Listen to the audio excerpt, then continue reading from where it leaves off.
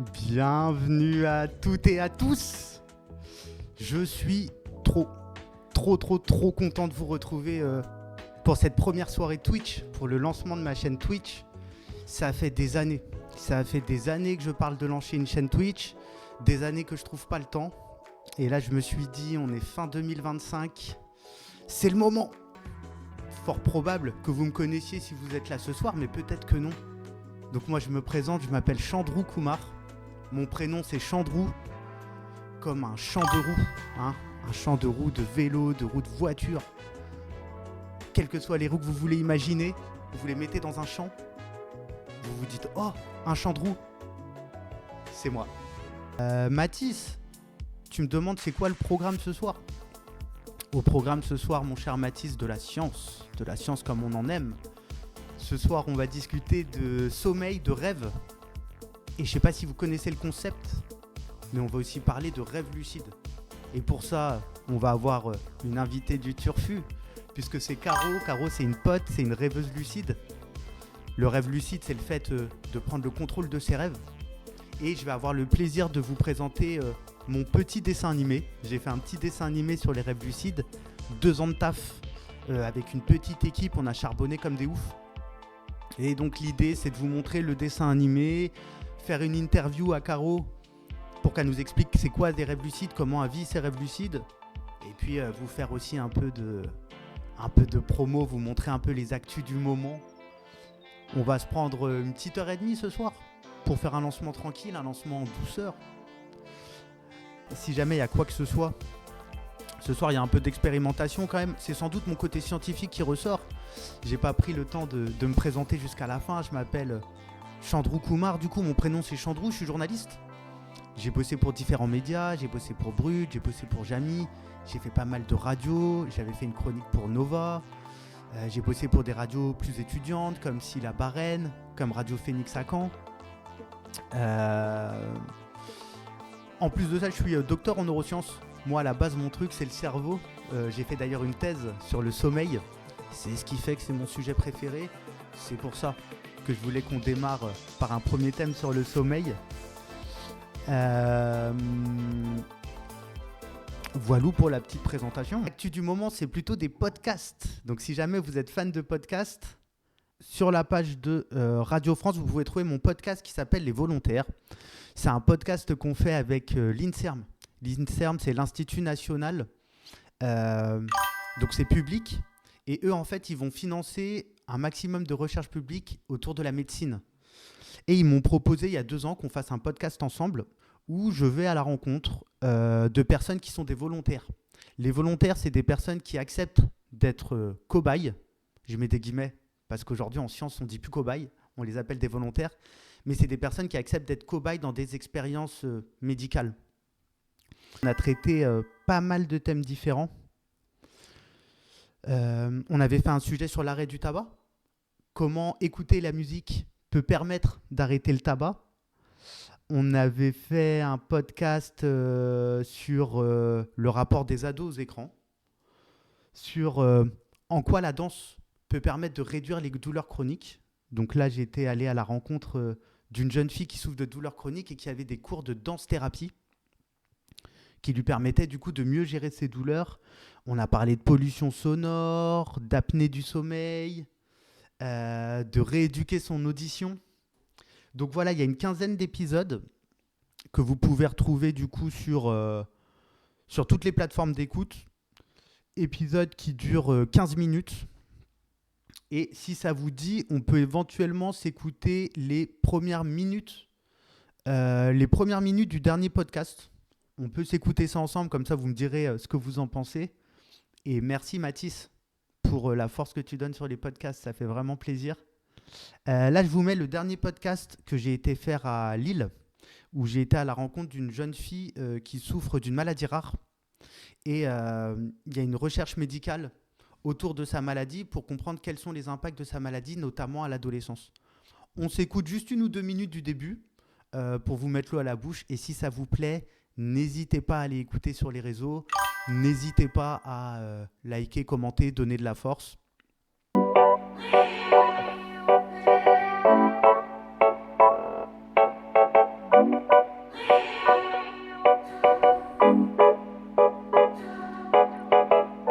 Bonjour, j'espère que vous allez bien. Je suis très heureux de vous retrouver depuis le service pédiatrique du CHU de Lille pour rencontrer 2 personnes impliquées dans une étude scientifique de l'INSERM. Il y a d'un côté Domiti. Bonjour, je m'appelle Domiti, j'ai 13 ans. Une jeune volontaire fan de beaux-arts et de judo. Et de l'autre, Cyrielle. Bonjour, je suis la maman de Domiti. Professeure des écoles de 43 ans, passionnée par son travail. Impossible de se douter que cette petite famille contribue à faire avancer les connaissances sur une maladie rare et méconnue. T'arriveras à tirer la langue ? Puis, Très bien. Vous écoutez Les Volontaires, le podcast qui va à la rencontre de celles et ceux qui participent à la recherche médicale du seul organisme de recherche publique entièrement dédié à la santé humaine, l'INSERM. Allez, je vous laisse avec ce petit teaser. N'hésitez pas à aller écouter les épisodes, du coup, y a plein de thèmes différents. On a pu parler aussi de transidentité, de cancer. Donc voilà, tout un tas de thèmes. Mathis me demande comment on fait pour pouvoir faire les podcasts. Les équipes de l'INSERM en fait me parlent de sujets. Tu vois, par exemple, ils vont me dire nous on a un laboratoire qui travaille sur l'autisme, sur le spectre de l'autisme. Et moi je trouve ça hyper intéressant. Du coup, je vais contacter les équipes qui font les recherches sur le spectre de l'autisme. Je vais faire des pré-interviews avec eux pour préparer la journée, voir comment on peut organiser tout ça. Et puis ensuite, je contacte le ou la volontaire. Donc, tu vois, sur le podcast sur l'autisme, c'était une personne qui s'appelait Grégory. Je contacte Grégory, je discute avec lui. Et puis, je vais passer une journée dans leur laboratoire pour découvrir vraiment ce qu'ils font et comment ça se passe. Il y a une deuxième actu aussi. Une émission qu'on a faite avec le Mont-Saint-Michel. C'est Manon qui bosse au Mont-Saint-Michel qui avait envie de faire des formats innovants en lien avec la science et le Mont-Saint-Michel. Du coup, elle m'a parlé du projet. Et on a décidé de produire une émission qu'on a tournée en direct sur la terrasse du Mont-Saint-Michel. Une émission qu'on a tournée avec 3 invités. On va parler biodiversité. 3 invités, on avait un météorologue, on avait une guide de traversée et une scientifique océanologue qui s'y connaissait sur le monde de la mer. Et on a discuté de tout un tas de choses. Donc nous, du coup, avec la boîte, on s'est occupé effectivement de préparer toute l'émission, concevoir toutes les missions, contacter les invités, les ramener, faire le plateau. À la DA, c'était Thibaut qui nous a fait ce magnifique plateau. Thibaut et ses équipes, Ben aussi, qui ont fait tout ce qu'on appelle encore une fois la direction artistique. Donc les différents, vous voyez là, toutes les écritures que vous pouvez voir et surtout le magnifique générique, par exemple, que je vais vous montrer vite fait. Saint-Michel, vue de la mer, c'est parti, générique.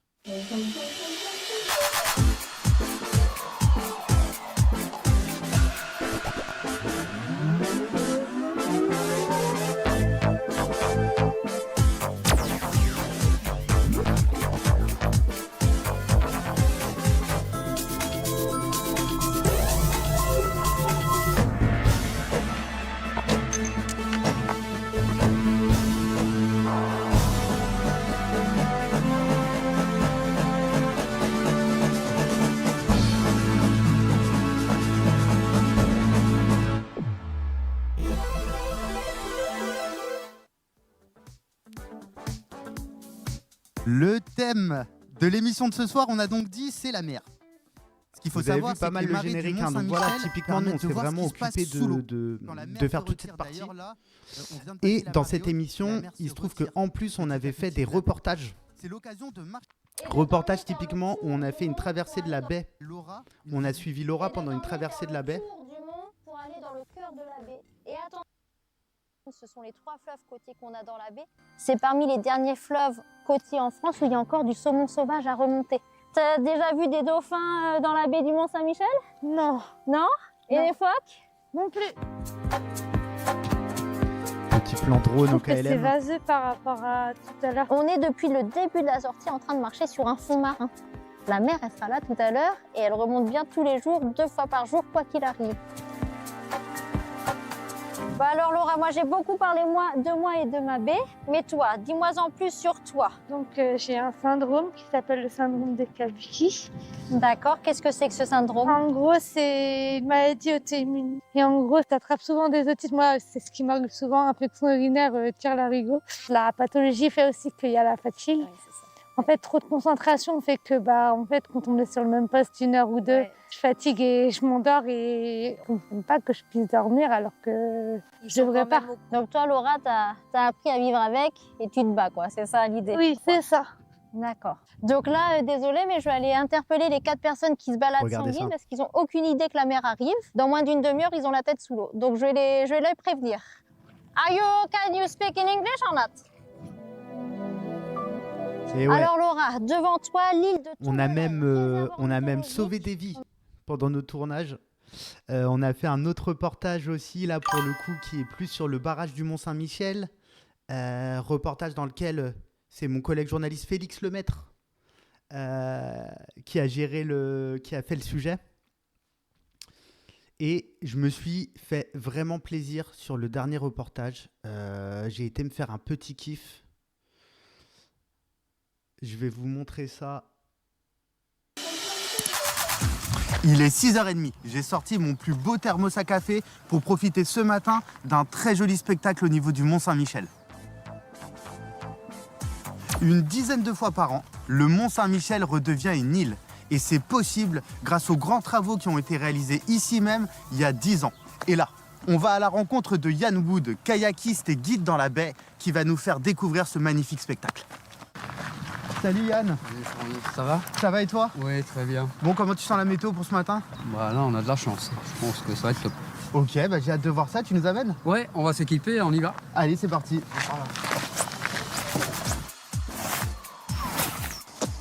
Stylé, hein?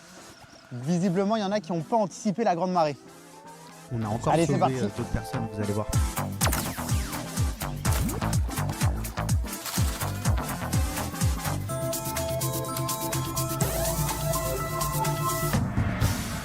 On va le demander si tout va bien. hein. Ça va? You okay? You're gonna get stranded. Come and sit here. In the middle. You're in the Bay of the Mont Saint-Michel. We have the third most powerful tide in the world. And you've just been caught out.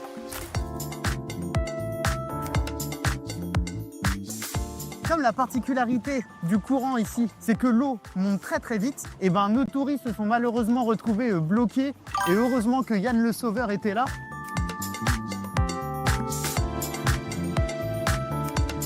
La particularité du pont passerelle derrière moi, c'est qu'à marée haute, il y a une partie là, côté Mont-Saint-Michel, qui est immergée, et l'autre partie reste au-dessus des flots. Je vous laisserai aller regarder l'émission si jamais vous êtes curieux de voir la suite du reportage. Émission que vous pouvez retrouver du coup sur les pages du Mont-Saint-Michel, puisque c'est pour eux qu'on a produit l'émission et on espère vraiment pouvoir faire une deuxième émission pour eux l'année prochaine. Voilà un peu pour les projets du moment. Voilà un peu pour les actus. Il est 21h30. Il y a Wattels qui demande si j'ai d'autres projets de ce type de prévus dans le futur. Carrément, on prépare un C'est pas sorcier du futur. Pour vous parler de l'épisode pilote, j'ai été tester un jeu vidéo qui se contrôle directement par le cerveau. J'ai été tester ça dans des équipes rennaises. On en a fait un reportage. On a essayé de vous préparer une réalisation aux petits oignons. Donc là, on est sur le montage. Donc il y a aussi ce projet-là pour l'année prochaine dans les cartons. Donc voilà pour les news du moment. C'est vrai, The Gromeux me dit de parler du programme. Je vous en reparlerai en fin de live, mais c'est vrai que je peux en parler maintenant. Là, ce soir, dans quelques minutes, on va accueillir notre invité de la soirée, Caro. On va parler de Rêve lucide. Je vais vous montrer mon dessin animé. Ah, Bob the Hat, très content de t'avoir parmi nous. Ça y est, je commence à réussir à avoir les alertes en même temps que je vous parle, en même temps que je lis le chat, en même temps que je gère l'écran pour vous balancer les images, en même temps que je théma mes notes sur le téléphone et qu'Emilien et Thomas me font des retours si jamais je zappe des trucs. C'est une aventure, l'équipe. C'est une aventure. Donc voilà, messieurs, dames. Est-ce que vous êtes prêts pour qu'on attaque un des thèmes qui me parle le plus? Il y a 5 ans, je faisais une émission sur la radio Syllab qui s'appelait Vue du Lab. Émission de radio, de podcast qui durait 1 heure, où à chaque fois j'avais des invités. Et truc de ouf, comme quoi la symbolique, des fois c'est impressionnant. Il y a tout pile 5 ans, le mercredi 2 décembre 2020, on diffusait une émission sur les rêves lucides. Pour vous dire à quel point c'est un thème qui me parle. Rêve lucide d'ailleurs que j'ai traité avec Brut aussi. J'avais fait une petite interview pour Brut, je peux vous montrer. Petite interview pour Brut sur les rêves lucides. Sujet qui avait plutôt bien marché à l'époque. J'avais interviewé Jean-Baptiste Marancy, qui est un médecin-chercheur sur justement les rêves lucides. On va sans doute en parler. Petite question quand même, avant qu'on reçoive notre invité. Là, je vois qu'il y a un peu de monde dans le chat. Je ne sais pas si vous êtes geek et geekette. D'après vous, c'est laquelle la meilleure console du moment ? Est-ce que c'est la Play 5 ? Est-ce que c'est la Switch 2 ? Est-ce que c'est la Xbox Series X ou Series Z ? Est-ce que c'est le Steam Deck ? Est-ce que c'est votre tel ? Dites-moi un peu, c'est quoi les consoles que vous avez ? Ok, pour Laura, c'est la Twitch. Pour OTK, c'est la PS5. Pour Maxime, le ski, c'est la 3DS. Ça, c'est pour mes anciens. Laura parle de la PS3 aussi. On est d'accord qu'on est vraiment sur des anciens dans ma team. Moi, je ne vous cache pas que pour moi, la meilleure console de l'univers, c'est justement les rêves lucides. C'est vraiment un de mes sujets préférés. Le rêve lucide, c'est un concept de ouf. C'est pouvoir prendre le contrôle de son rêve. Imaginez, vous êtes dans votre rêve. Et comme vous savez que vous êtes dans un rêve, vous pouvez faire absolument ce que vous voulez. Moi, quand je fais un rêve, je les subis, les événements. Je ne sais même pas que je suis dans un rêve. Quand je me réveille, 2 possibilités. Soit je me dis c'était un rêve, dégoûté. Autrement dit, c'était l'enjaillement. Soit je me réveille et je fais heureusement, c'est un rêve. Et là, c'est plutôt que c'était Bourbier. Peut-être que vous aurez des questions là-dessus. D'ailleurs, on parle plutôt de cauchemar. Mais là, pas de panique. L'idée, c'est de parler de rêve lucide avec une rêveuse lucide du Turfu. Et comme ça, après, je pourrais vous montrer mon dessin animé. Vous me direz ce que vous en pensez. Donc voilà. Je vous propose qu'on accueille toutes et tous ensemble ma pote Caro. Ma pote Caro qui est en direct depuis Paris. Comment tu vas, Caro ? Bah écoute, ça va et toi ? Ah, moi je pète la forme. Merci beaucoup d'être parmi nous ce soir. Ça me fait plaisir. Est-ce que vous entendez toujours Caro ? Caro, comment ça va ? Ça va très bien et vous ? Moi je me porte comme un charme. Excuse-moi, va falloir qu'on reprenne un peu l'interview. Petit problème de son, petit problème d'image, mais c'est les joies du direct. Caro, tu disais que tu as fait ton premier rêve lucide à 17 ans. Donc rêve lucide, je le rappelle, c'est le fait de prendre le contrôle de son rêve et de pouvoir faire dedans plus ou moins ce qu'on veut. Est-ce que tu peux nous raconter ça ? Alors du coup, mon premier rêve lucide, j'avais 17 ans. Et c'était par pur hasard, clairement. J'étais en train de rêver d'extraterrestres. Sur une soucoupe volante avec des extraterrestres. Et là, mon cerveau a compris que ce n'était pas possible. Et donc, du coup, je suis passée en ce qu'on appelle un rêve lucide. Donc, c'est à ce moment-là que j'ai compris que je rêvais et où j'ai pu un peu driver mon rêve comme j'avais envie de le faire, tout simplement. Et ça devait être incroyable. T'avais quoi comme sensation pendant ton rêve ? J'étais super excitée et j'entendais en fait dans la vraie vie mon réveil sonner. Et je sais qu'il fallait que je me réveille parce que j'avais école. Et j'étais dégoûtée. Je leur disais, je suis désolée, il faut que je parte. Mais vraiment, c'était super. Merci pour merci pour l'expérience. C'était génial. Oh, le délire. Et au réveil ? Au réveil, j'étais toute excitée et bien dégoûtée d'aller à l'école. Mais j'étais évidemment pas fatiguée du coup au réveil. Oh là là, franchement, c'est excellent. Ça t'est arrivé par hasard ? T'as fait direct des rêves lucides ? Parce que d'ailleurs, dites-nous en commentaire s'il y a des rêveurs ou des rêveuses lucides parmi nous. Toi, avant ça, tu faisais des rêves classiques, j'ai envie de dire, genre les rêves que la plupart d'entre nous ont fait où on subit un peu le scénario. Ouais, exactement. J'ai toujours fait des rêves classiques et depuis ce jour, j'ai fait un rêve lucide et après, je me suis un petit peu renseignée pour en faire plus. Et depuis, j'en fais de façon occasionnelle. Est-ce que tu arrives à décider quand est-ce que tu fais des rêves lucides? Est-ce qu'avant de te coucher, par exemple, tu te dis vas-y, ce soir c'est rêve lucide et à coup sûr t'en fais? Alors, plus maintenant, mais pendant un moment, ouais, dans le sens où je m'entraînais la journée pour potentiellement faire le soir. Donc, à ce moment-là, j'étais beaucoup plus sujet à des rêves lucides. Après, il y a d'autres moments, comme par exemple ce week-end, où je savais que j'avais le live avec toi. Ou alors, j'ai vraiment réfléchi, j'ai regardé des techniques, etc. Et c'est pour ça que j'ai fait un rêve semi-lucide. Ouais, donc comme quoi ça demande de réussir à rester conscient qu'on est dans le rêve. Ça demande une sorte de concentration. Carrément, en général, les rêves lucides, j'en ai pas fait beaucoup, je pense, des 100% lucides.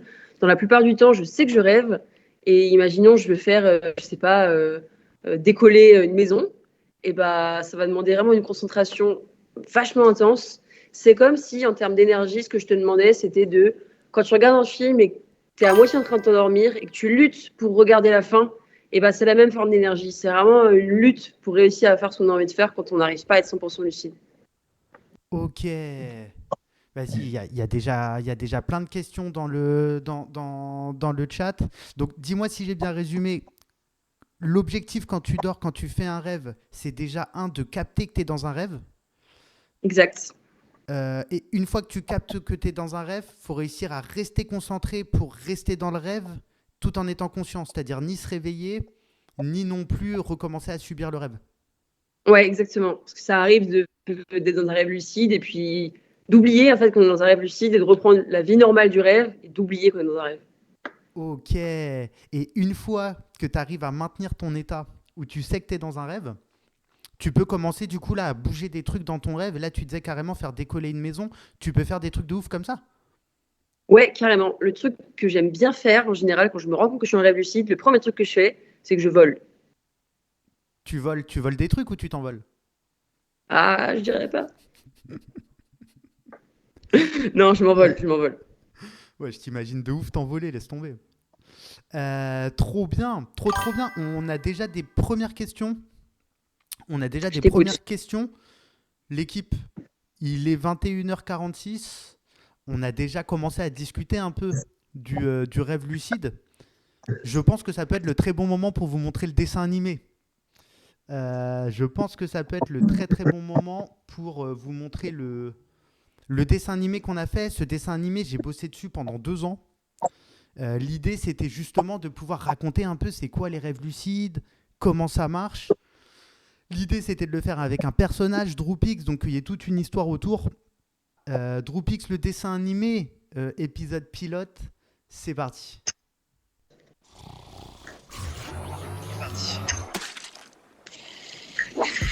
Bienvenue à toi qui aimes la science. On vient de t'embarquer à bord d'une aventure. Qui va partir en cours. Wow, qui va partir en court-métrage de vulgarisation. Déjà, enchanté, moi c'est Droopix. Je voyage dans le monde du cerveau et je vis des trucs de ouf au milieu des neurones. Et moi je suis Roblob, j'accompagne Droopix et je documente ses neurogalères. Non, je te promets que sur ce coup, il y a 0 risque et pas de conséquences possibles. Parce que t'as peut-être pas capté toi, mais en ce moment, je pionce là. Bon, j'avoue que les conditions sont pas optimales, mais je te promets que je dors profondément là. Et depuis tout à l'heure, en fait, on est en direct live dans mon rêve. T'as capté? On est dans mon rêve, wesh. J'ai déjà vu beaucoup plus incroyable que ton rêve. Hein? Mais c'est parce que t'as pas conscience de tout ce qui se passe pendant un rêve. Parce que pendant que je dors, mon cerveau génère un monde virtuel complet, avec des décors, des bruits, des plantes et des animaux virtuels. Il y a même des personnes virtuelles, des proches, des stars, des inconnus avec qui je peux interagir si je veux. C'est comme dans GTA, quand des personnages non-joueurs apparaissent à l'écran et que tu les éclates sans raison. Exactement! Sauf que là, dans mon rêve, c'est mon cerveau qui génère automatiquement les PNJ. Et attention, je sais que tout n'est pas cohérent dans un rêve, mais ça reste infiniment mieux fait que ce qu'on peut voir sur une PlayStation ou sur une Xbox. Regarde, c'est dégueu. Et une sieste, ça coûte beaucoup moins cher qu'une console. Exact, Roblob. Dormir, pour l'instant, c'est gratuit, et rêver, ça n'a pas de prix. D'ailleurs, il existe 2 gammes de rêves bien différents. Déjà, il y a les rêves classiques. Dans les rêves classiques, on n'a pas conscience qu'on dort. Tous les événements se déroulent automatiquement. On maîtrise rien, on vit les choses comme si c'était réel. C'est qu'au réveil qu'on capte que tout était virtuel. En fait, c'était juste un rêve. Et encore plus magique, le cerveau peut générer un second type de rêve. Des rêves de luxe, plus mystérieux et fabuleux encore. Dans ces rêves spéciaux, on peut prendre le contrôle des événements. C'est ce que vous appelez un rêve lucide. Et c'est juste incroyable un rêve lucide. On a conscience d'être dans un rêve et on fait ce qu'on veut. Regardez. Ladies and gentlemen, prenez vos billets pour Flypix. Pas ouf ce que tu proposes, Dropix. T'es en galère ou quoi? Bah, faut dire que seuls 2% des humains font naturellement un rêve lucide par semaine. Mais toi, t'es lucide dans tes rêves? Parce que moi, j'arrive à prendre le contrôle grâce à une technique que je peux te montrer en 2 spies. Échec impossible. Tu t'enflammes, Dropix. Dis-toi qu'en ce moment même, je suis l'acteur, le réal, le producteur. T'es gênant. Tu perds déjà le contrôle. Attends, Roblob, j'ai fait exprès, t'inquiète. C'était pour te montrer que nous les humains, on fait parfois des rêves dont on a un peu honte, qui parlent du plus profond de nos émotions. Je te jure, nos rêves n'ont aucun sens, ils partent en sucette. C'est notre cerveau qui crée des situations absurdes qui sont vaguement liées les unes aux autres. Tu vois le délire? Totalement pas. C'est comme regarder 8 films en même temps? Exactement, Roblob. On comprend jamais rien au scénario de nos rêves. Comme quand je suis devant un film de Christopher Nolan. Christopher Nolan? Mais oui! Christopher Nolan est un réalisateur oscarisé, dont les succès ont rapporté des milliards de dollars. Un de ses films, Inception, est un classique sur les rêves lucides. Il faut poser 12 semaines d'arrêt de travail et analyser des graphiques sur Internet pour comprendre ses scénarios. Il est donc considéré comme un génie. Je ne crois pas qu'il y ait de good ou de bad réalisateurs. Je dirais tout simplement que je questionne les notions de space et de time. Attention, Dropix, bourbier détecté. Bon, écoute mon nono, va falloir que tu m'aides maintenant. Tout ce que tu vas écrire sur ce carnet va se réaliser dans mon rêve. Tu as désormais les pouvoirs d'un dieu. Je suis un rich white man de 50 ans qui bosse à Hollywood. J'ai déjà tout le power. Polémique détectée. Pense au rêve lucide, Dropix. Parle-nous de la technique pour en faire. Ok, c'est une sorte de clé d'activation, un cheat code qui permet de capter qu'on dort. Vous appelez cela un test de réalité. J'ai créé un test de réalité pour mon movie Inception. Bah oui, un test de réalité, ça permet d'induire un bug dans la matrice du rêve. Un truc pas normal qui fait prendre conscience que tout ce qui nous entoure est virtuel. Vas-y Nono, dégaine-nous un test de réalité différent de celui d'Inception pour nous illustrer tout ça. Imagination of a scénario totalement incroyable et totalement original. Bien wesh Nono! Échec. T'as fait exactement le test flingué d'Inception là. Mais because mon test de la toupie est just perfect. Écoute Dropix, dans mon film, quand Leonardo DiCaprio est dans un rêve, il le sait parce que sa toupie tourne indéfiniment et ne s'arrête jamais. Alors que quand il est réveillé, et c'est logique hein, sa toupie cesse de tourner au bout d'un moment. C'est cette différence dans la réaction de la toupie, entre rêve et réalité, qui lui permet de capter s'il dort ou non. Mais tout le monde n'a pas une toupie sur soi, mon nono. Donc trouve-moi un test simple et facile à faire, si seulement t'en es capable, hein. Ah, c'est Frenchy, toujours à se croire au-dessus. Risque de polémique détectée. Wow, ok, c'est pire que tout là. Une fusion entre Bernard Toupie et le méchant du film Batman que Nono a réalisé. Ça a totalement aucun sens. Dropix, c'est toi qui perds toujours plus le contrôle. D'accord, je vais expliquer moi-même. Voici un test de réalité tout simple. Bouge ton nez et ferme ta bouche. T'as vu? Là, je devrais avoir le souffle coupé, mais ici, je respire quand même. Il y a un bug dans la matrice, ça prouve que je suis dans un rêve et que je dors. Parce que si toi, tu fais ce test de réalité maintenant, comme t'es réveillé, tu vas avoir le souffle coupé. Et pourquoi tu t'étouffes pas dans ton rêve, Dropix? Je comprends pas, c'est trop naze ton truc. Bah, pendant que je dors, Nono, mon cerveau a désactivé mes muscles. Il les met sur off, quoi. Théma, j'ai beau me boucher le nez dans mon rêve. Mes mains n'ont pas bougé dans le monde réel. Je respire toujours normalement. Et donc ça fait bugger mon rêve dans lequel mon souffle n'est pas coupé. C'est simple, basique. Bonjour, ça va? Il est temps de conclure Droopix. Maintenant que tu connais un test de réalité facile à faire, écoute-moi bien, c'est maintenant que tout se joue. Plus tu vas faire ce test de réalité quand t'es réveillé, dans ta vie de tous les jours, plus tu auras de chance de le refaire automatiquement dans un rêve. Et il existe d'autres tests de réalité pour t'enjailler quand tu dors. Fais-les quand t'es éveillé pour les répéter virtuellement dans ton sommeil. Et sache que les rêves lucides ont l'air d'avoir des effets globalement positifs sur le sommeil et la santé. Tu vois, je t'avais dit qu'il y a zéro danger à mes côtés. C'est vrai, bravo Droopix, t'es parti en sucette mais tu as accompli ta mission avec succès. Non, non, non, c'était pas clair du tout. C'était le bordel, pire que mon film Tenet. À cause de vous, les gens vont détester la science, idiots. Non mais wesh, reste tranquille Nono. T'es juste jaloux de mon talent de super vulgarisateur. C'est qui le boss du game, hein? Danger Droopix, ton niveau de contrôle du rêve est anormalement bas. J'ai fait un test là, moi. Je suis le best pour raconter la science. Je vais vous monter en l'air. Alerte, chute de lucidité en cours.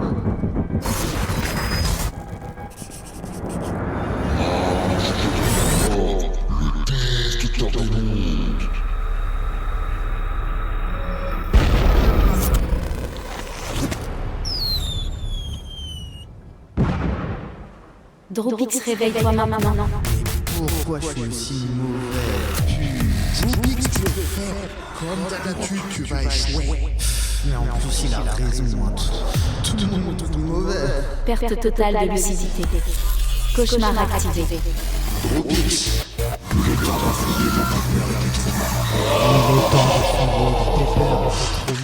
Tu veux savoir comment Droopix va s'en sortir? Comprendre à quoi servent les cauchemars? Participe à notre campagne de financement pour produire l'épisode 2 et donne de la force sur les réseaux à ce premier neurobad trip de Droopix. Plus il y aura de commentaires, de likes et de partages, plus on va défoncer la toupie, on va la faire tourner comme une serviette, on va lui faire des dingueries, on va la salir, on va la frotter.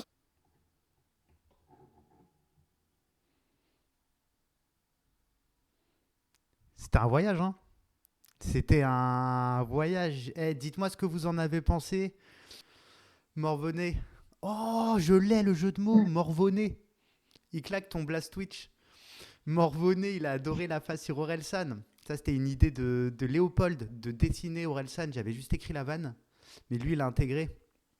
Merci Margot et Cécile pour la force. Et ça fait quelque chose de vous le montrer, ce dessin animé, je vous jure. On a bossé dessus pendant 2 ans. Ça fait presque 1 an qu'il est dans les cartons. Ouais, j'avoue, ça me fait un truc là de vous le montrer, le dessin animé. C'était d'un côté, je suis content, puis de l'autre, ça soulage un truc. Caro, toi qui es une rêveuse lucide, on retente d'avoir Caro à l'image. Si jamais ça bug, on enlèvera l'image. Mais Caro, toi qui es une rêveuse lucide, qu'est-ce que t'en penses du dessin animé? Est-ce que t'as l'impression d'être dans ton rêve? Bah, en fait, c'est clairement comment ça se passe dans un rêve lucide. Dans le sens où, c'est là, dans ton rêve, tu te rends compte que c'est dans un rêve et là, tu te dis, ok, bah, je vais voler, ok, je vais faire décoller une maison, ok, je vais aller en boîte en claquant des doigts. C'est le fait de faire ce que tu veux quand tu veux et ça, c'est magnifique. Trop bien, trop bien. Toi, jusqu'à quel point tu arrives à faire ce que tu veux comme tu veux? C'est quoi le rêve lucide le plus ouf que t'aies fait? Tu sais, le truc que t'as voulu faire, le plus ouf que t'as réussi à faire? Modifier le temps de ton rêve. Sur un rêve lucide, il y a une porte qui se claque dans le rêve et là, je me dis, oh, truc de dingue. J'étais en train de penser à toi, je suis en rêve lucide et je me dis, qu'est-ce que m'a dit Chandrou que je pourrais faire d'intéressant? Là, je me suis dit, oh, je vais essayer de remonter le temps et de rouvrir la porte, enfin de voir la scène en retour, quoi. Et je me rappelle, j'étais super concentrée, je voyais la porte bouger, et j'arrivais pas à aller jusqu'au bout du claquement, tu vois. C'est vraiment un effort de fou. Mais du coup, ouais, je dirais ça, et puis je dirais, franchement, l'un des premiers rêves, là, quand je pars avec les extraterrestres, celui-là, il m'a marqué à vie.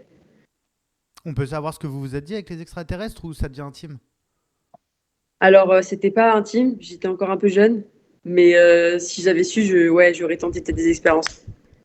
Je t'avais parlé du truc d'essayer de contrôler le temps, parce qu'il se trouve que dans le cadre d'ateliers avec les jeunes, notamment au collège et lycée, je parle beaucoup de rêves. Et il y avait deux jeunes ados qui me racontaient qu'elles, en fait, elles arrivent à vraiment maîtriser le temps, l'horloge en quelque sorte de leurs rêves. Et quand le scénario de leur rêve leur déplaît, elles arrivent à revenir en arrière dans le rêve pour revivre la scène comme ils le veulent. Un peu comme si vous rembobiniez votre cassette, votre scénar, et que vous repreniez le scénar là où vous trouviez que vous aimiez pas trop l'histoire et vous changez l'histoire comme vous voulez. Et donc, elle racontait qu'elles arrivaient à faire ça. Il y a Cam qui demande, est-ce que toi, tu arrives à faire aux autres personnes dans ton rêve ce que tu veux, Caro? Alors, ouais, c'est un exemple un peu marrant, je pense. C'était pendant un cauchemar, pour le coup, où j'étais pourchassée. Comme beaucoup de personnes, je fais des rêves où je suis pourchassée pendant un cauchemar. Et je me rappelle très bien, j'étais cachée derrière un casier dans une banque. C'est très précis, le casier était vert. Et là, bam, je me rends compte que je suis dans un rêve lucide et je me dis, ok, qu'est-ce que tu pourrais faire de marrant qui change totalement de scénario de ce qui était censé se passer? Et je me suis dit, le mec méchant qui est en train de me suivre, là, je vais faire en sorte de le séduire pour qu'il tombe amoureux de moi et qu'il n'ait plus envie de me pourchasser. Truc qui n'a aucun sens en soi. Ça reste un rêve, hein, on n'est pas là pour juger les rêves. Voilà, merci. Et du coup, chose que j'ai faite, et après j'étais complètement lucide, je faisais ce que je voulais de la personne, je l'ai fait changer de pièce, je l'ai fait venir chez moi. Bon, je ne vous parlerai pas de la suite, c'est secret. Excellent. Il y avait des questions tout à l'heure que je voudrais te poser. Comment tu sais que tu fais vraiment un rêve lucide? C'est Cam qui pose la question. En fait, quand tu fais un rêve lucide, tu as vraiment ce moment de prise de conscience où tu sais que tu es dans un rêve parce que tout te le montre. Je sais pas, le ciel, il est violet. Tu as une personne qui te dit que c'est ta mère alors que physiquement, c'est pas du tout ta mère. Tu sais très bien que c'est pas ta mère. Tu sais que tu es dans un rêve lucide. Et puis après, tu as les petits signaux quand vraiment tu veux confirmer. Moi, mon signal, c'est je regarde mes mains. Et en fait, quand je regarde mes mains, elles sont un peu floues, elles sont un petit peu difformes, elles sont pas parfaitement nettes. Et c'est un des tests que je fais pour me dire, ok, je suis vraiment dans un rêve. Ouais, c'est un peu ce que je décris dans le dessin animé avec le fameux test de réalité.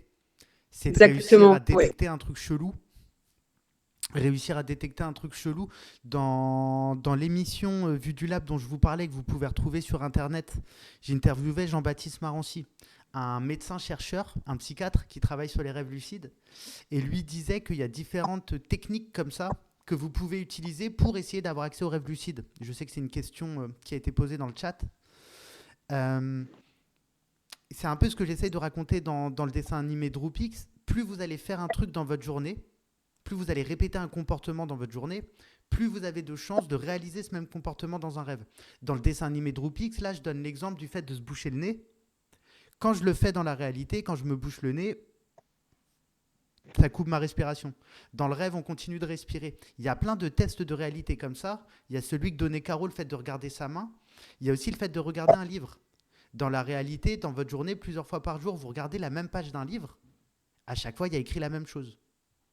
Et un soir, par hasard, vous allez le faire pendant un de vos rêves, sauf que là, quand vous allez mater 2 fois la page, il n'y aura pas écrit les mêmes choses, vous allez vous dire « Ah, c'est un rêve ».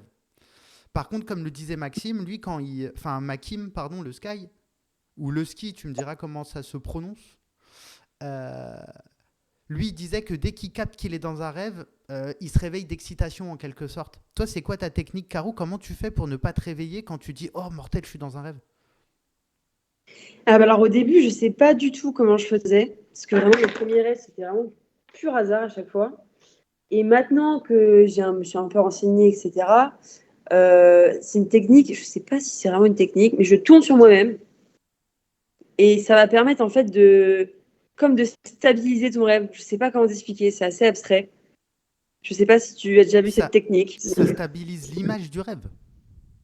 Ouais, dans le sens où je sais pas pourquoi ça fait ça, mais quand je tourne sur moi-même, ça va me permettre de bien m'ancrer dans le rêve. Si j'arrive à passer cette épreuve, alors je vais pouvoir rester longtemps dans mon rêve parce que je le maîtrise vraiment à tel point que je peux faire un 360 dans le sens où ma vision sera toujours claire, tout sera très clair alors que je suis dans un rêve. Et si je suis pas 100% lucide, ça va me déstabiliser. Et du coup, je commence à me réveiller et après là, c'est fini. Ok, donc toi, tu as déjà tes petites techniques très personnelles. Si je peux vous donner des conseils à ceux qui nous suivent, en tout cas, l'idée, c'est vraiment de faire du test réalité dans la journée. Plus vous allez répéter un test de réalité dans votre journée quand vous êtes réveillé, plus vous aurez de chances de le faire dans un rêve et de vous rendre compte que vous êtes dans un rêve. Il y avait Charles qui demandait est-ce qu'il y a des conditions particulières, toi, dans ta vie, qui font que tu fais plus ou moins facilement des rêves lucides? Ouais. Je suis consommatrice de CBD et quand Ok. je ne fume pas de CBD, je vais être beaucoup plus sujette à des rêves, beaucoup plus de rêves classiques. Déjà, je vais rêver vraiment toute la nuit. Je vais me réveiller en faisant je ne sais pas combien de rêves. Et parmi ces rêves-là, il peut y en avoir un ou deux qui étaient lucides. Ok, donc ouais, j'imagine ok, tout ce qui peut être Et en consommation, alimentation, sport aussi, t'as remarqué ou rien de particulier? sport, j'ai rien marqué particulier. Alimentation non plus. C'est plus par rapport à ça. Et en fait, aussi le fait de tout simplement de vraiment y penser la journée, faire des tests de réalité comme tu disais la journée. Là, ça va tout de suite augmenter tes probabilités de faire des rêves lucides. Il y a Morvoné, c'est un bon, très bonne vanne. Il dit les rêves, c'est comme les IA, ça a du mal à faire des mains. De ouf. Euh, Il y a Makim qui demande, Caro, est-ce que tu te vois à la troisième personne? Ça ne m'est jamais arrivé, non. Ça m'est jamais arrivé, mais j'y penserai la prochaine fois, je serai. Ok. Bah, tu nous diras dans quelle mesure tu arrives ou non. Tu sais, il y a l'exemple de la barre avec le taux de lucidité de Droopix. Comment tu Ouais. fais, enfin, qu'est-ce que ça t'inspire? Comment tu fais, toi, pour garder ta lucidité? Alors, j'y arrive pas tout le temps. Il n'y a pas vraiment de technique, je pense. C'est vraiment rester focus et rester vraiment, euh, vraiment garder à l'esprit qu'on est dans un rêve et qu'il ne faut pas lâcher ça d'une seconde. Parce que si on lâche le fait qu'on est dans un rêve lucide et qu'on se laisse un peu emporter par le rêve, là, c'est exactement comme dans le dessin animé. Ça repart dans un truc qui n'a ni queue ni tête et tu repars dans un rêve normal. Et ça m'est déjà arrivé de faire des sortes de rêves dans de rêves. Alors là, le matin, je ne t'explique pas le bazar dans ton cerveau. En gros, je suis dans un rêve lucide. Je te dis n'importe quoi. Imaginons, je vois mon fauteuil dans ma chambre qui est bleu. Alors là, boum, mon cerveau il bug, il se dit, il n'est pas bleu normalement, il est rouge ton fauteuil.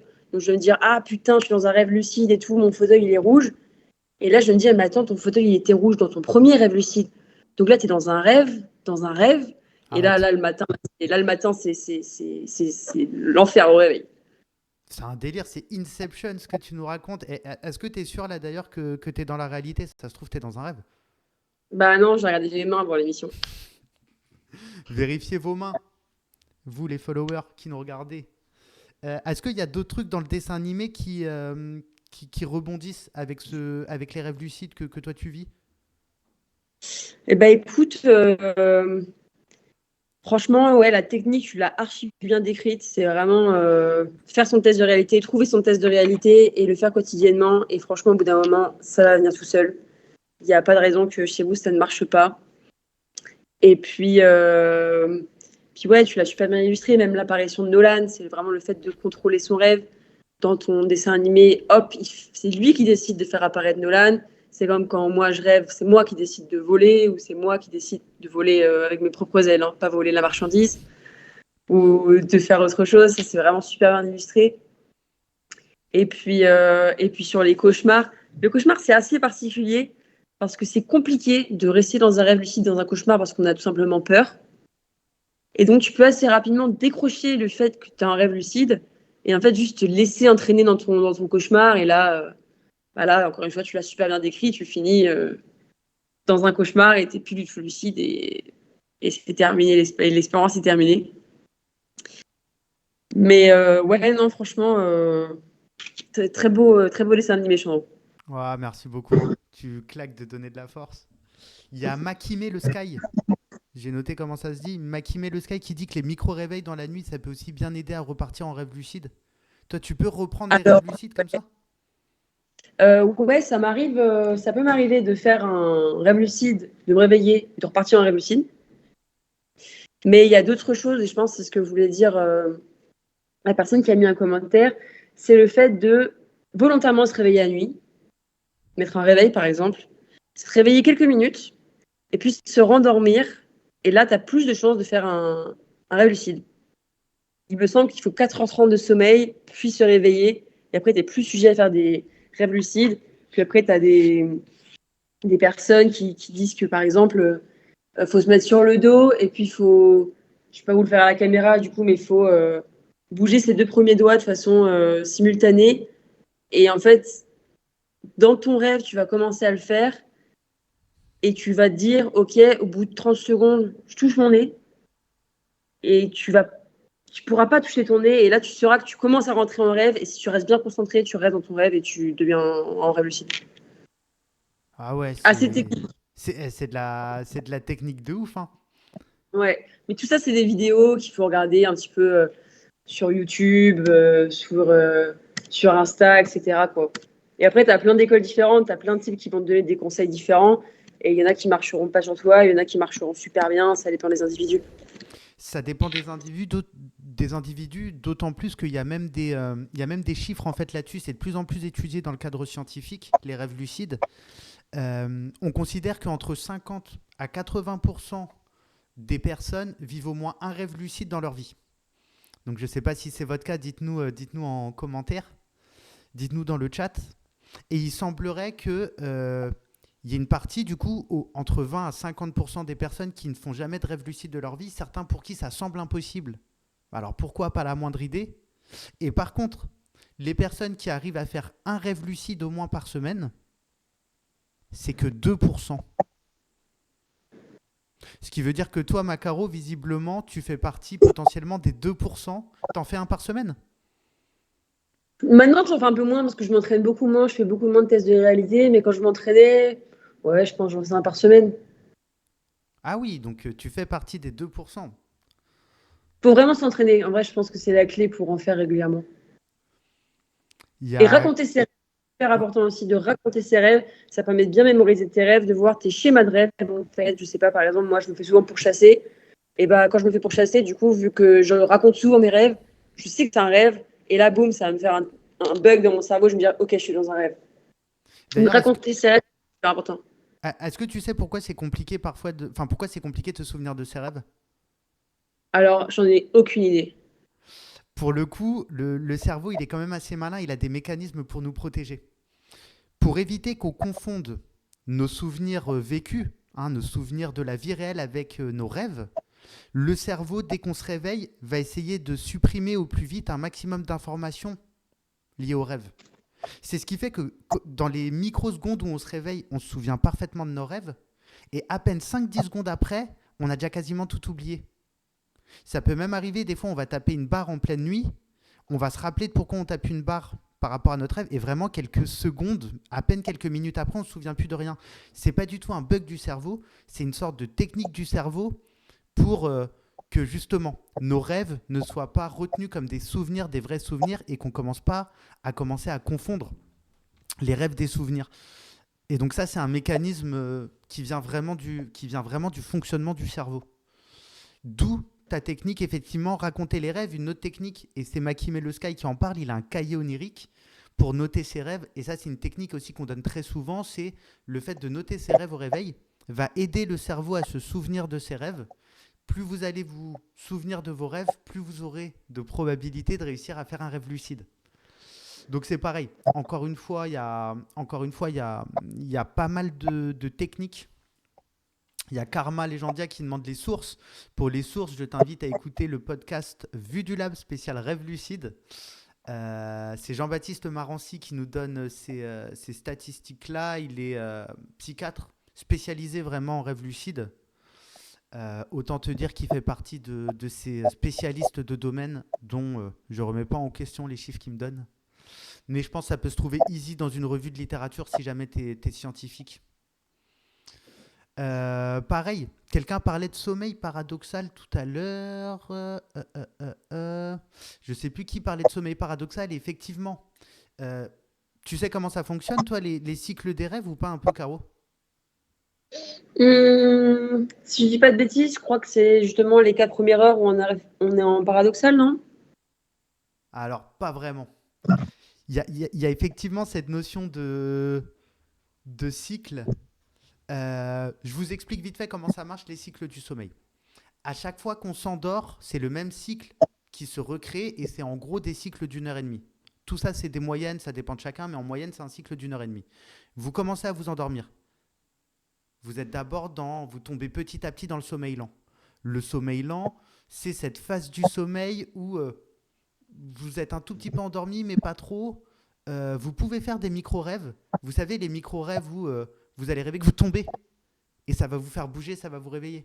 Ou il y a un ballon qui arrive et vous allez vouloir l'esquiver, ça va vous réveiller.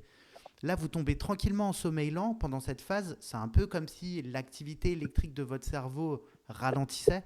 Encore une fois, c'est de la vulgarisation, hein, mais comme si l'activité électrique de votre cerveau ralentit et vos muscles commencent à se désactiver. D'où le fait qu'il y ait des petits mouvements, mais pas tout le temps. Et puis plus ça va aller, du sommeil lent, vous allez tomber dans le sommeil profond. Donc là, pareil, il se passe une bonne demi-heure, vous tombez dans le sommeil profond, on est dans un sommeil plus lourd. Là, les muscles sont quasiment totalement désactivés. Et pareil, l'activité du cerveau continue de ralentir. Et puis, si vous tombez encore plus profondément dans le sommeil, il y a ce qu'on appelle le sommeil paradoxal. Le sommeil paradoxal, c'est la phase du sommeil où vous allez faire les rêves les plus fous, où vous allez pouvoir voir un film dont vous êtes le super-héros, la super-héroïne, le jeu vidéo dont vous êtes le personnage principal. Cette phase de sommeil paradoxal, on l'appelle comme ça parce que quand on vous regarde en phase de sommeil paradoxal, on dirait que vous ne faites rien. Tous vos muscles sont désactivés. Vos muscles sont désactivés en sommeil paradoxal parce que comme vous faites des rêves de ouf, pour être sûr que vous ne commencez pas à faire ce dont vous rêvez pendant que vous dormez, hein, je rêve que je cours et je me mets à courir dans la vraie vie. Bourbier. Le cerveau est trop malin, donc il désactive vos muscles. Paradoxalement, alors que vos muscles sont désactivés, votre cerveau, qui du sommeil lent au sommeil profond avait son activité qui ralentissait, voit son activité augmenter. En sommeil paradoxal, votre cerveau est aussi actif que quand vous êtes réveillé. Quand vous ressentez quelque chose pendant un rêve en sommeil paradoxal, ça active la zone de votre cerveau qui s'active pour de vrai quand vous êtes réveillé. Et donc on a appelé ça le sommeil paradoxal parce qu'on dirait que la personne est quasiment dans le coma. Et malgré ça, elle a une activité électrique de dingue. En réalité, c'est vraiment les neurones, on dit qu'ils ont une activité désynchronisée, c'est-à-dire que c'est un peu comme si chaque neurone avait sa propre activité en solo, ce qui crée une effervescence dans votre boîte à électricité qui se cache sous votre crâne. Donc on a dit sommeil lent, sommeil profond, sommeil paradoxal, on fait des rêves de ouf, notamment les rêves lucides. Donc là, il se passe 3/4 d'heure à peu près dans le cycle. La phase de sommeil paradoxal est très courte, hein, une dizaine de minutes grand max. Et puis ensuite, petit à petit, vous allez faire le chemin inverse. De sommeil paradoxal, vous allez passer au sommeil lent, au sommeil profond, pardon, puis le sommeil lent, puis ce qu'on appelle les micro-éveils. Vous ne le captez pas forcément, mais vous vous réveillez quelques secondes, parfois quelques minutes, et vous allez vous rendormir et refaire ce même cycle d'une heure et demie, sommeil lent, sommeil profond, sommeil paradoxal, sommeil profond, sommeil lent. On se réveille et vous faites comme ça ce cycle un certain nombre de fois. Et plus vous avancez dans la nuit, plus votre sommeil paradoxal va être grand. On considère que c'est la phase du sommeil qui peut aider d'un point de vue émotionnel. Parce que c'est vrai, personne ne m'a demandé à quoi servaient les rêves. Donc je ne répondrai pas à cette question. Mais les phases de sommeil paradoxal augmentent au fur et à mesure de la nuit. Et à l'inverse, les phases de sommeil lent vont plutôt être de plus en plus petites. Et pour le coup, on pense que c'est pendant la phase de sommeil lent qu'il y a notamment la récupération musculaire. Hein, vous savez, quand on dit « va te coucher, ça ira mieux demain », c'est vrai d'un point de vue musculaire, mais c'est aussi vrai d'un point de vue émotionnel, notamment grâce au sommeil paradoxal et les rêves et ou les cauchemars qu'on peut faire dedans. Est-ce que mon explication, Caro, était plus ou moins claire ? C'est super clair. Merci beaucoup. Sans vouloir te flatter, hein. Ah mais je prends. Alors là, je te dis, moi, je prends les compliments. Il y a une question. On a Makimé le Sky qui demande, est-ce que vous connaissez la... Oula, j'ai peur que ce soit une mauvaise blague, ça. La Kalea Zekata Teshishi. Je sais pas ce que c'est. Et sinon, il y a une autre question sur... est-ce que les gens qui font de l'apnée du sommeil peuvent faire des Alors, les gens qui font de l'apnée du sommeil, très bonne question sur le sommeil. J'ai fait d'ailleurs un podcast, Les volontaires sur l'apnée du sommeil. N'hésitez pas à aller l'écouter. L'apnée du sommeil, c'est juste le fait, juste entre guillemets, d'arrêter de respirer pendant le sommeil. Et donc, ça fait des petits arrêts d'oxygénation du corps et notamment du cerveau. Et donc là, pour le coup, ça détruit un peu le cycle du sommeil et notamment le fait de tomber en sommeil paradoxal. Donc là, pour le coup, l'apnée du sommeil, ça bousille en vrai la nuit et le cycle, ce qui fait qu'il y a des réveils où on n'est pas en forme, avec des problèmes, des maux de crâne, des difficultés à retenir les choses, ce qu'on appelle des problèmes cognitifs. Et donc, il y a des solutions pour les apnées du sommeil. Et la première solution, si vous avez le doute, c'est d'aller voir un spécialiste du sommeil. On va vous mettre des petites machines pendant une nuit qui vont permettre d'évaluer la qualité de votre sommeil et notamment si vous arrêtez de respirer. Et si vous arrêtez de respirer, d'ailleurs, pour avoir des traitements. Et puis là, je voyais un truc qui passait, dont on aurait pu parler dans la revue de presse de demain, qui est l'utilisation du téléphone. Ils ont sorti une appli où quand on pose l'appli, on se scotche le téléphone sur le torse. Et en fait, le téléphone va sentir les mouvements de respiration et va entendre avec le micro notre respiration. Et pareil, s'il y a des arrêts de respiration, on vous envoie vers des spécialistes de l'apnée du sommeil. Donc voilà pour ta question, Makim et le Sky. Et d'ailleurs, il nous dit que la Calea zacata teshishi, c'est une plante mexicaine qui permet d'intensifier ses rêves et de voir de meilleures couleurs. Et ben, très curieux de voir. T'as raison, Caro. Par contre, attention à la consommation de drogue. Il y a évidemment des risques. Et modération et prudence est la base de toute bonne prévention. On pourra se faire une spéciale drogue, d'ailleurs, si vous voulez. Qu'est-ce que t'en penses, Caro ? Super, et t'as fait une super prévention. Ah, t'es vraiment la meilleure. Faut que tu viennes plus souvent. Ouais, je sais, je te sauce. Est-ce que t'as d'autres conseils ou d'autres retours sur le dessin animé ? Alors, écoute, là, te dire comme ça, est-ce qu'il y a des scènes marquantes sur lesquelles tu voudrais qu'on discute ? Non, franchement, moi je pense qu'on a fait le tour. Hein. Il y a des rêves classiques, il y a des rêves lucides. Tu nous as expliqué comment tu faisais. Tu nous as raconté tes rêves lucides les plus ouf. Hein. Ouais, franchement, je pense. Hein. En fait, ouais, je te dis, pour moi, le truc de fou, tu verrais ma tête, je pense, en rêve lucide quand je vole, mais j'ai un smile, mais qui va jusqu'aux oreilles, quoi. Tu m'étonnes. J'ai eu des témoignages du psychiatre Jean-Baptiste Barancy, justement, qui me racontait des patients à lui. Donc lui, il bosse en fait sur les personnes qui ont la narcolepsie. La narcolepsie, c'était en partie mon sujet de thèse. C'est les personnes qui vont tomber en sommeil paradoxal d'un coup. Donc justement, eux, il n'y a pas le truc sommeil lent, sommeil profond. C'est bam, sommeil paradoxal. Donc d'un coup, ils font des rêves de ouf. Parfois, qui peuvent se confondre avec la réalité tellement ils sont rapidement en sommeil paradoxal. L'avantage de travailler avec ces personnes-là, c'est qu'elles font énormément de rêves lucides. Et donc, il a eu plein de témoignages parce qu'il a une armée de rêveurs et de rêveuses lucides. Il y avait une personne qui lui racontait que, par exemple, elle, son kiff, c'est de se transformer en Iron Man et de s'envoler. Un peu comme toi, Caro. Ouais, mais je me transforme pas, mais je vais le faire après. Ah yes, tu vas le tester ce soir ? Ouais, je vais le tester ce soir. Il me parlait aussi d'un scientifique qui était chercheur en mathématiques et qui profitait de ses rêves lucides pour bosser des équations de mathématiques qu'il devait résoudre en fait dans le cadre de ses recherches. Est-ce que toi, Caro, tu as déjà essayé de taffer, hein, on est dans un monde de productivité permanente, il faut toujours plus produire. Est-ce que tu as déjà essayé de taffer carrément dans tes rêves ? Jamais de façon consciente, je suis pas aussi folle que ça. Quand je dors, soit je m'amuse, soit je dors. Moi, j'ai une question sur tes dessins animés. Est-ce qu'il va y avoir une suite sur cet épisode ? J'adorerais qu'on puisse mettre en place une suite. Le seul délire, c'est on l'a fait de façon bénévole, ce pilote. En fait, ce qu'on appelle un pilote, c'est quand on veut lancer un format et donc on fait un peu un premier épisode. On a fait ce premier épisode qui nous a coûté beaucoup d'énergie. Je voulais vous le présenter et donc là, j'avoue, je vais essayer de voir si on peut pas se faire produire l'épisode. Donc, se faire produire l'épisode, c'est des gens qui nous donneraient de l'argent pour qu'on fasse l'épisode et pour eux le diffuser sur leur plateforme. Ça peut être un site internet, ça peut être une chaîne télé. Pour pouvoir aller plus loin sur le truc, il y a un moment, j'avais dans l'idée sinon de faire une campagne de financement participatif. Et en vrai, je trouve que l'époque n'est pas au fait de demander de l'argent aux personnes qui nous suivent. Le quotidien n'est pas toujours simple et donc j'avais pas envie de rentrer là-dedans et de vous demander de l'argent en fait. Gardez votre argent pour vous et pour les vôtres.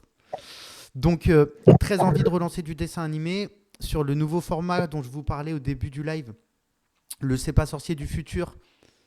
Il y a un tout petit peu de dessin animé, mais je peux pas en dire plus. Mais là, en tout cas, Dropix de cette façon-là, pour l'instant, effectivement, non, c'est pas encore prévu, mais je kifferais trop. Je kifferais trop qu'on puisse rebosser là-dessus, ouais. Ce serait super. J'aimerais bien voir la suite de ce cauchemar. Bah ouais, et en plus, ça permet d'aborder les sujets, notamment de à quoi sert le cauchemar. Parce que je suis étonné que personne m'ait demandé à quoi ça sert le rêve. Bah, à quoi sert le cauchemar et à quoi sert le rêve? Merci beaucoup, Macaro. Ma Rien, tu me co-présentatrice. demandais. Le rêve, on ne sait pas exactement à quoi ça sert. Depuis l'Antiquité, on s'intéresse au rêve, et d'ailleurs, on peut voir des textes, des Aristote et tout ça, qui se demandent déjà à quoi sert le rêve. Le rêve est quand même une simulation virtuelle fantastique. Aucune console peut créer une réalité aussi élégamment faite.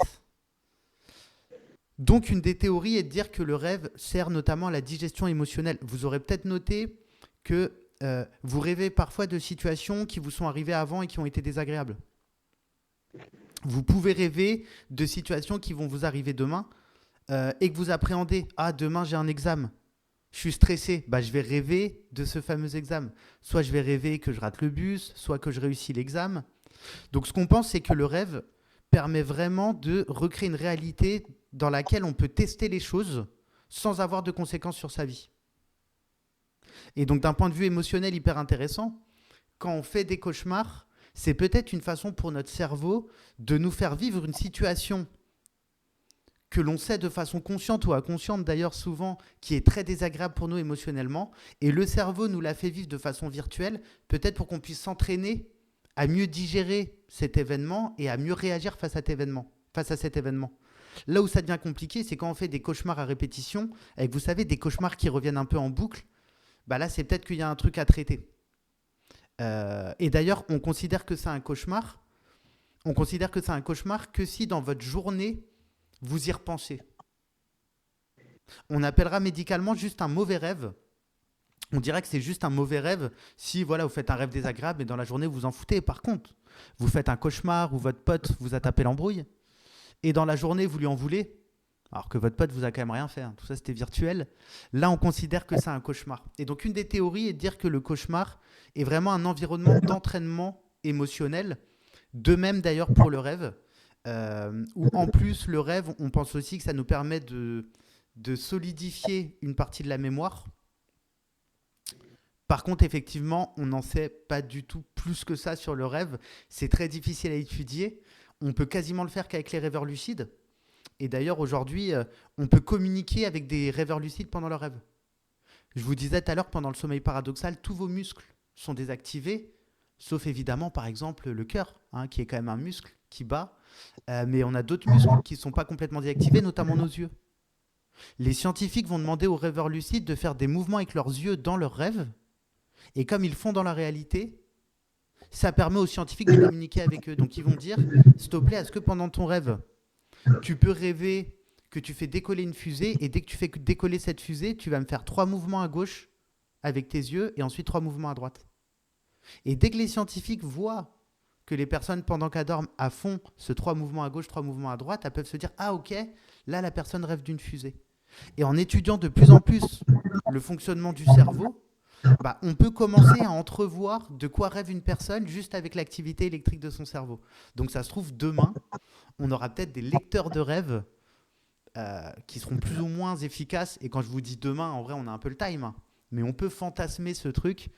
Et donc là, on peut finir dans un monde quasiment à la Black Mirror. Très stylé. Ça te ferait kiffer, toi, des lecteurs de sommeil? Des lecteurs de rêve? Très stylé, mais je suis pas sûre que je sois OK de laisser les gens regarder mes rêves. Une plongée dans l'intimité. Ouais, c'est un peu touchy, je t'avoue. Parce que des fois, il y a des rêves quand même, quand tu te réveilles, tu sais pourquoi tu as rêvé de ça et tu n'as pas envie d'en parler. C'est vrai que le rêve, c'est vraiment le jeu vidéo où personne peut surveiller la partie que tu es en train de jouer. Ouais, exactement. Et ça, heureusement. Macaro, merci pour tout. Merci pour ta participation. Merci à toi, c'était un plaisir. Et j'aurais bien aimé dire à tout le monde, donnez de l'argent pour qu'il y ait une partie 2, mais il a dit qu'il n'en voulait pas. Je suis trop dégoûtée. Non, mais par contre, n'hésitez pas à donner de la force. Je vais bientôt partager le dessin animé sur les réseaux. Et donc là, n'hésitez pas à commenter, partager. C'est vrai que plus il y aura de réactions sur le dessin animé, plus nous, derrière, ça peut nous faire des arguments de vente. Donc n'hésitez pas à donner de la force gratuite. C'est de très loin le plus important. Exactement comme tu l'as fait ce soir, d'ailleurs, Caro. Parce que c'est vrai que j'ai pas eu besoin de te payer. Je continuerai alors. T'es vraiment la meilleure. Je te fais des bisous. Allez, gros bisous. À très vite. Bonne soirée à tous. Salut. Il y a Makime Le Sky qui dit que Népal, le rappeur, disait « Peut-être que Dieu envoie des signaux dans les rêves ». Je peux confirmer avec mon vécu et ma croyance. Là, c'est toute la partie ésotérique des rêves qui est vraiment passionnante. C'est moins scientifique, exactement comme les rêves prémonitoires. Je dis pas que les rêves prémonitoires, ça n'existe pas, parce que c'est pas mon rôle. Ce que je peux dire par contre, c'est que la science ne peut pas étudier les rêves prémonitoires. Pourquoi ? Parce qu'en fait, un rêve prémonitoire, c'est donc rêver de quelque chose qui va se passer après. Mais pour que la science puisse l'étudier, il faudrait qu'on sache tout le contenu de tous vos rêves, plus tout le contenu de votre vie réelle, pour pouvoir essayer de voir s'il y a un lien entre les deux. Mais vous rêvez de trop de trucs, et de trop de trucs dont vous ne vous souvenez pas, et vous vivez trop de choses, dont des choses dont vous ne vous souvenez pas forcément. Donc derrière, pour faire ce qu'on appelle soit une corrélation, c'est-à-dire un lien, soit une causalité, c'est-à-dire tel truc entraîne tel truc, là, la science, elle ne peut pas se positionner. Donc les scientifiques, en tout cas c'est mon avis perso, les scientifiques qui vous disent les rêves prémonitoires, ça n'existe pas, ils ne parlent pas de science, ils parlent de leurs croyances. Et à l'inverse, les personnes qui pensent qu'ils font des rêves prémonitoires, c'est une croyance qu'ils ont le droit d'avoir, mais je vous dirais, croyez en vos rêves prémonitoires tant que ça ne vous bousille pas votre quotidien. Si vous faites des rêves prémonitoires où vous pensez que c'est un rêve prémonitoire et ça se passe bien, bah oui, accrochez-vous à votre croyance, parce que votre croyance, ça vous fait du bien au quotidien. Si par contre vous faites un rêve prémonitoire où vous ratez votre examen, et du coup ça vous stresse de rater votre examen, et du coup vous ratez vraiment votre examen, est-ce que c'est de la prémonition ou est-ce que ça va pas rajouter du stress ? Stress qui s'est du coup cristallisé, symbolisé dans votre rêve. Là, ça devient plus compliqué. Donc tout ce qui est système de croyance, moi je dirais, tout ce qui compte, c'est que votre système de croyance vous renforce dans votre quotidien. Et en tout cas, un scientifique n'a pas à parler de votre système de croyance parce que ce n'est pas son champ de compétences. Makime aussi qui me demande, il y a les terreurs nocturnes et la paralysie du sommeil. Je maîtrise moins les terreurs nocturnes. Pour ceux qui ne connaissent pas les terreurs nocturnes, c'est vraiment du cauchemar mais puissance 1000 et du cauchemar plus des mouvements, plus des cris. Et donc la terreur nocturne peut être un peu liée en tout cas au somnambulisme et donc on va avoir des cris, quelqu'un qui ne va pas se rendre compte qu'elle est réveillée parce qu'en fait elle est qu'à moitié réveillée. Je vous disais tout à l'heure que pendant le sommeil paradoxal, le cerveau désactive les muscles. Et bien pendant le somnambulisme, il y a un bug en quelque sorte du cerveau et les muscles ne sont pas désactivés.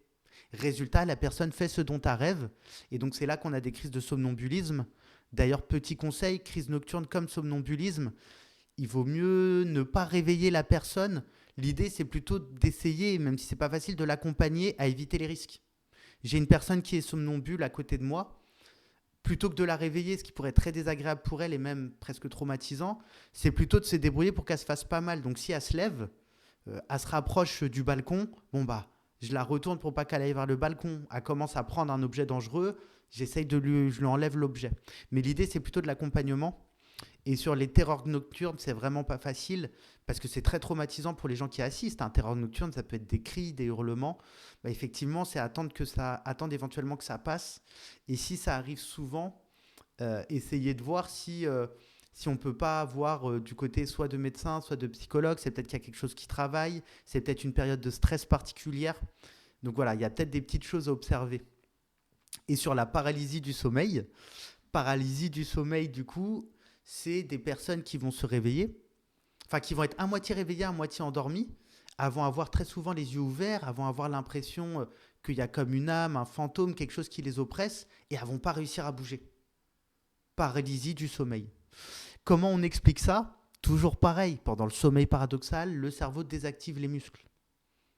Sauf que pour les personnes qui vivent des paralysies du sommeil, elles sont à moitié réveillées, Donc, elles ont les yeux ouverts, donc elles intègrent des éléments un peu de rêve à la réalité, d'où le fait d'avoir l'impression de voir une ombre ou un fantôme ou une âme, mais leurs muscles sont toujours désactivés. Donc, sensation atroce d'être bloqué dans son propre corps. Et en fait, le cerveau a toujours besoin de créer de la logique. Dès qu'il y a quelque chose qu'il ne peut pas expliquer, il va mettre de la logique sur l'événement. Donc là, le cerveau, il sent qu'il est bloqué, il y a un peu de rêve, un peu de réalité, il va essayer de créer une logique et il va créer une logique qui va dépendre de la personne, de sa culture. Parfois, ça va être une âme qui bloque, un fantôme. Et donc, encore une fois, on peut très vite arriver sur des systèmes de croyances, sur de l'ésotérique. Et donc là, encore une fois, ce n'est pas à la science de donner des réponses. Gardez des systèmes de croyances qui vous font du bien. Ok, Makime Le Sky qui a déjà fait des terreurs nocturnes et de la paralysie du sommeil, on pourrait carrément en faire une émission. Dites-nous d'ailleurs, n'hésitez pas à dire en commentaire, on va partager un short avec Thomas et Emilien du live. N'hésitez pas à commenter quelles prochaines émissions, quels prochains thèmes vous voulez voir abordés, qu'on parle de cerveau ou de science. Et on va essayer de vous caler du live avec grand plaisir. En vrai, ça fait déjà pas mal d'infos là, pour ce soir. Je ne sais pas ce que vous en pensez, mais 22h43... je sens tranquillement la fatigue qui remplit mon petit cerveau. Je sens ma cognition qui ralentit tranquillement. Messieurs, dames, est-ce qu'il ne serait pas temps de mettre tranquillement fin à ce live ?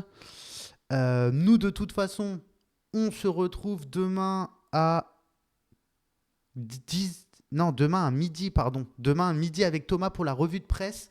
Thomas nous a préparé, nous a mis de côté des articles scientifiques qui font un peu le buzz en ce moment. Et on va en parler toutes et tous ensemble. Si d'ailleurs même vous avez des thèmes, des articles, des vidéos TikTok, Insta et tout, vous pourrez nous les partager demain pendant le live pour qu'on en discute ensemble.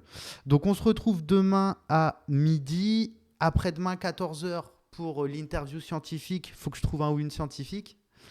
Et puis vendredi matin, 10h, pour se mater des vidéos sur le cerveau ensemble. Pour cette fin de live tranquille, je vous propose qu'on se mette...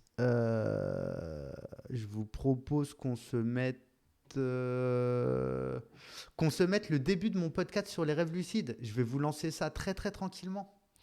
Comme ça, vous pourrez vous lancer ça si jamais ça vous plaît. Et puis, moi, du coup, je vous remercie à toutes et à tous.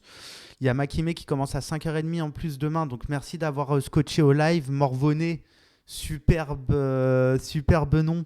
Merci d'être venu donner de la force. Merci à Happy Baguera, CPVN, OTK, Goyette, Runs. Merci à HK, à Camcam, à Cécile. Je crois qu'au max, vous avez été une trentaine ce soir. En vrai, pour un lancement, je suis vraiment content. Là, l'objectif demain, c'est d'atteindre les 50 followers, nous dit The Gros Meu. On commence à s'écouter un peu le podcast ensemble pendant quelques minutes.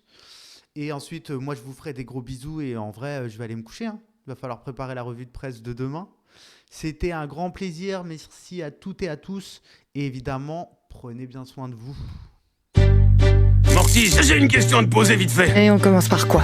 Eh bien, on commence par cette étude scientifique. Je vais pas me balancer un sort à l'ancienne pour cette fois. On verra pour la prochaine fois la science. Eh oh, Jamy ! Tu le sais forcément, non ? Ton grand-père est pas un scientifique ou un truc dans le genre ? Vue du lab. N'oublions pas qu'en définitive, c'est aux acteurs de la science de démontrer qu'elle est facteur de progrès humain. Bien maintenant, laissez-moi, il faut que je médite sur ma découverte. Yes, science. Alors, lesquels d'entre vous sont prêts à se frotter aux sciences ? Vue du lab. C'est un très gros plaisir de vous retrouver pour parler de la meilleure console de tous les temps. Vous m'avez bien entendu, la meilleure console de tous les temps. Passé, présent et même futur compris. Comme vous le savez, nous sommes ici pour trancher la grande question qui vous divise. Vous, monsieur PlayStation, monsieur Xbox. Ah. Et même en rajoutant mesdames Switch, smartphone ou ordinateur, je vous le dis, toutes ces consoles sont nulles, nazes, pourraves, bref, Quoi qu'en disent Elon Musk, Bill Gates et tous leurs vieux potes, la technologie ne fait jamais mieux que la nature. La preuve, dans l'heure qui suit, on va parler d'une console qui est gratuite, qui ne nécessite aucun écran et dont la qualité des graphismes ressemble à s'y méprendre à la réalité. Les jeux de cette console sont tout aussi gratis et il y a une infinité de scénarios possibles avec des personnages qui peuvent être soit de votre entourage, soit de votre série préférée et dont l'intelligence artificielle ne connaît aucune limite. Et puis surtout, je vous parle d'une console dont vous êtes l'héroïne ou le héros au pouvoir incroyable et illimité et dans lequel vous pouvez faire du sale puisque personne ne peut vous espionner pendant votre partie. Les plus vifs d'entre vous l'auront sans doute compris. La console au meilleur processeur de toute l'histoire de l'humanité, c'est votre cerveau. Et ces jeux vidéo sont les rêves dont on contrôle à peu près tout. On les appelle les rêves lucides. Je rêve d'une banque qui soit faite spécialement pour moi. Et oui, visiblement quand Gad prend le contrôle de ses rêves, il se tape un kiff en rêvant de son banquier. Mais rassurez-vous, dans Vue du Lab, on n'est pas là pour juger, mais pour vous aider à prendre le contrôle de vos rêves et que vous y fassiez des dingueries que vous n'oseriez raconter à votre meilleur pote. Je suis Chandrou Kumar et j'ai le plaisir d'être accompagné par Juliette Gloria pour faire de cette émission un tuto pour une virée dans Inception. Ma chère Juliette, vu les conditions, nous n'avons pas la chance d'être ensemble. Tu es à distance mais bien là parmi nous, comment vas-tu ? Salut Chandrou, ça me fait vraiment plaisir de t'entendre. Moi ça va et puis tu sais, je reste fidèle à ma devise depuis le premier confinement. Négative au Covid, mais positive au swag. Et j'espère de tout cœur que nos auditeurs et auditrices vont bien. De toute façon, aujourd'hui, on oublie toutes nos inquiétudes et tout notre stress pour se plonger dans l'univers passionnant des rêves. Alors justement, Juliette, qu'avons-nous de prévu pour l'heure qui suit ? Alors aujourd'hui, on va parler rêve lucide évidemment, mais on va aussi parler des techniques pour prendre le contrôle de ses rêves. On va parler de l'interprétation des rêves, des cauchemars, des rêves prémonitoires, bref, un joli petit programme. Et pour répondre à nos questions, nous sommes en compagnie du docteur Jean-Baptiste Marancy. Un grand merci à vous d'avoir accepté notre invitation. Vous êtes médecin psychiatre à la Salpêtrière et vous étudiez les rêves lucides dans le cadre de vos recherches. Nous avons plein de questions à vous poser, mais d'abord la question qui nous brûle les lèvres, comment allez-vous ? Ça va très bien, je vous remercie. Merci encore d'être parmi nous. On remercie également Patrick Rocher d'assurer la technique de notre émission dans ces conditions si particulières. Et oui, confinement oblige, nous sommes à distance, alors veuillez nous excuser pour les petits bugs que nous allons peut-être rencontrer. Allez, c'est parti pour Vue du Lab spécial rêve lucide et console de rêve. Vue du Lab. Alors Jean-Baptiste Marancy, on va commencer par la première question de cette émission, Juliette. Oui, alors la première question, la plus simple, qu'est-ce que le rêve lucide ? Enfin, la plus simple. C'est peut-être pas une question si simple que ça finalement. Oui, c'est relativement simple. Un rêve lucide, c'est tout simplement un rêve au cours duquel on est conscient de rêver. C'est-à-dire qu'on est en train de rêver, on va se dire « tiens, c'est un rêve ». Mais alors très concrètement, comment on peut faire un rêve lucide ? Comment on peut avoir conscience dans son rêve que l'on est dans un rêve ? Alors, les mécanismes ne sont pas vraiment connus. Ce qu'on sait en tout cas, c'est qu'il y a des techniques qui vont favoriser cet état qu'on va pratiquer en journée par exemple et qui vont faire qu'on va plus facilement prendre conscience d'être en train de rêver. Est-ce qu'il y a des techniques entre guillemets qui tournent sur les réseaux, sur TikTok notamment, j'ai vu passer cette technique qui consiste à regarder sa main plusieurs fois dans la journée en se posant la question si c'était vraiment sa main et dans son rêve, on peut encore regarder sa main et se poser cette question et là se rendre compte